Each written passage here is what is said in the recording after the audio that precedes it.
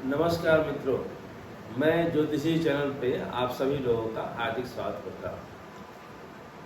आज हम लोग वास्तु पे चर्चा करेंगे। वास्तु हमारे जीवन का सबसे महत्वपूर्ण अंग है, क्योंकि हम लोग अपने जीवन का 75% समय घर में देते हैं और हमारे परिवार जो 24 घंटा उस घर में रहता है, तो जीवन का सबसे महत्वपूर्ण पहलू जो है वो वास्तु है। तो वास्तु में क्या क्या होता है, कैसे होता है, इसका क्या शुभ रिजल्ट होता है, क्या अशुभ रिजल्ट होता है, उस पर हम लोग लगातार चर्चा करेंगे। पहला सबसे बड़ा है, हम लोग क्या अशुभ होता है ये बात करते हैं, जो कि साधारणतः हर घर में, प्रत्येक 4 घर में एक दोष उत्पन्न होता है।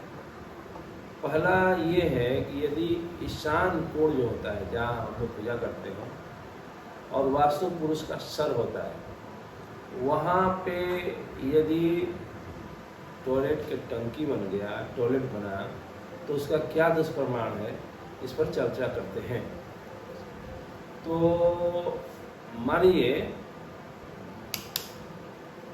हमारे घर के बगल में एक बहुत बड़े विद्वान पंडित जी घर है।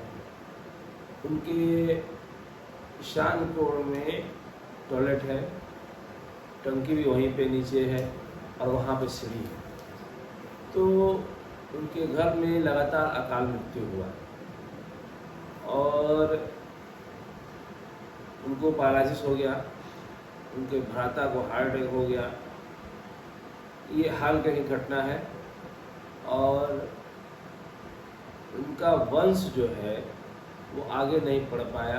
3 बेटियां हैं जो अपने अपने घर चल जाएंगे और उनका जो है वंश वहीं से समाप्त हो जाएगा। तो पहला सूत्र ये हुआ कि यदि हमारे ईशान कोण में पैखाना हो और पैखाना का टंकी हो तो अकाल मृत्यु होता है और पैरालिसिस होता है, ब्रेन हेमरेज होता है।